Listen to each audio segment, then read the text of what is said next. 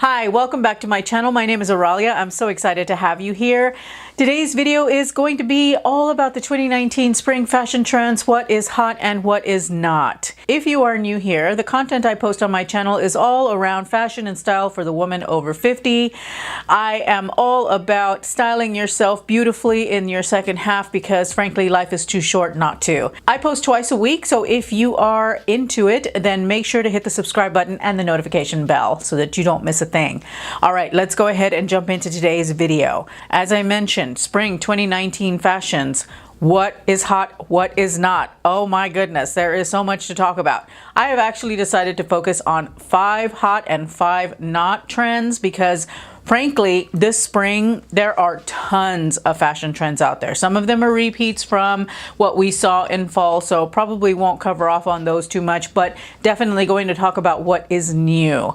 I'm going to start out with the what is not hot. Have my handy dandy notebook. Let's go ahead and dive in. A lot of the trends that we have in 2019 are such a mystery to me. Honestly, it is like a huge throwback to the 80s. I feel like I have called on a DeLorean Uber that has taken me back to November 5th, 1985. You get me?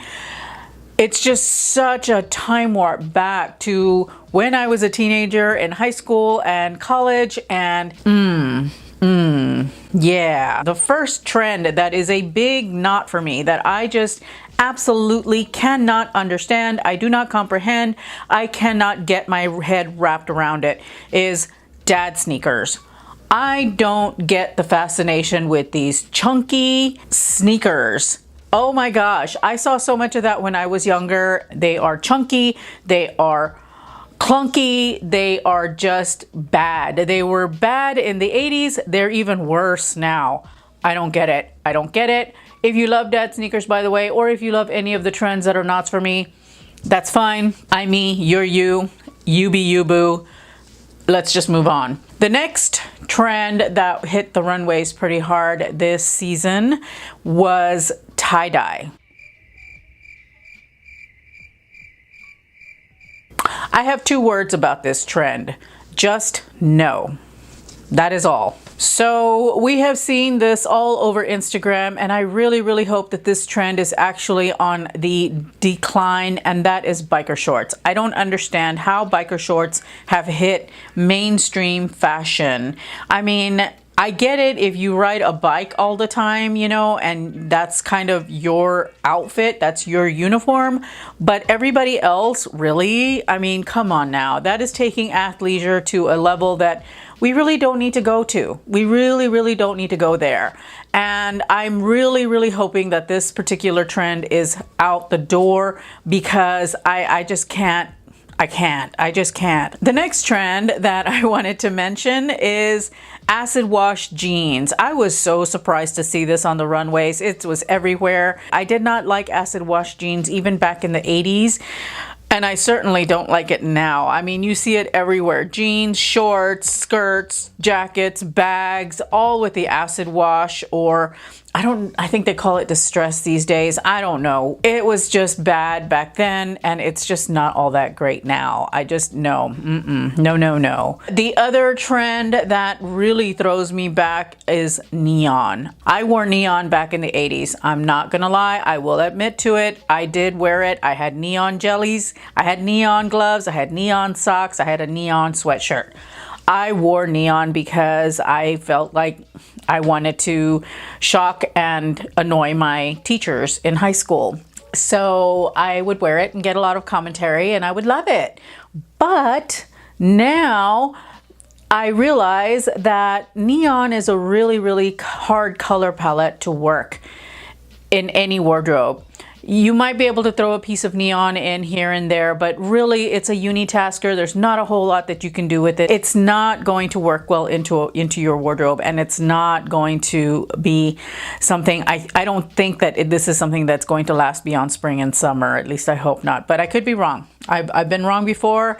I'm probably wrong this time, but just no. All right, let's move on to the trends that I do like. One of the trends that was out quite a bit on the runways this spring is ruching. And ruching I can absolutely get behind, because ruching is actually quite a lifesaver in fashion, I think anyway. For me, ruching it hides a lot of sins. It's very figure flattering regardless of where it's placed. It tends to really draw the eye to that area and will, like I said, hide a lot of sins. I love ruching. I think ruching is great. I'm excited to see that there are a lot of pieces that are out with ruching. Another thing that was out on the runways that I really like in most areas are bows and ruffles. I love bows and ruffles. I think they're so pretty. They're very romantic. You know, they're very girly. The one place that I just don't like bows especially are in your hair. As far as bows on your clothing though, I think bows are great on clothes. I like having a shirt with a really nice collar that has a bow on it. Or, you know, anything that has bow detailing on the sleeves or on the back.